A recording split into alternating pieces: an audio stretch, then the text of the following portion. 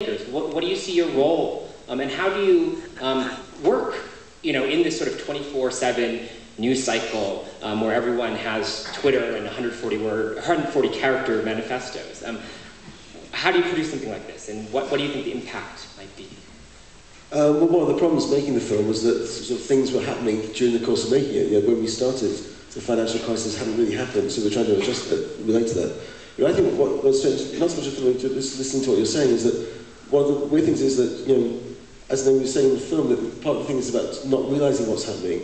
And yet with the financial crisis, everyone realises it's a crisis caused by deregulation, it's a crisis caused by the ideas of Friedman.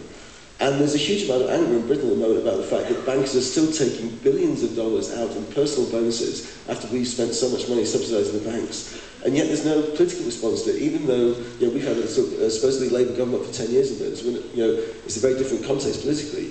And yet even so, people are sort of aware of what the problem is and where there's been this crisis. And yet there's been no sort of really articulate kind of response to it from the left. And it's like, as you quote Friedman saying, that crises are opportunities, but the left doesn't seem to have taken the opportunity of the financial crisis to actually articulate a kind of alternative policy.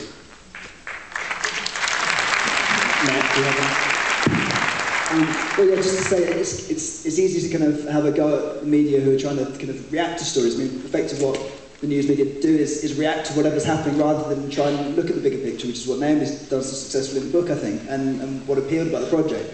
But it feels like, when we did Road to Guantanamo, we had a certain issue, which is you end up, one great thing about the news is you have this incredible connection with people, immediate reaction with people, and the problem with doing films like Guantanamo or this one is you end up often preaching to the converted, or there's a danger of that, and actually getting people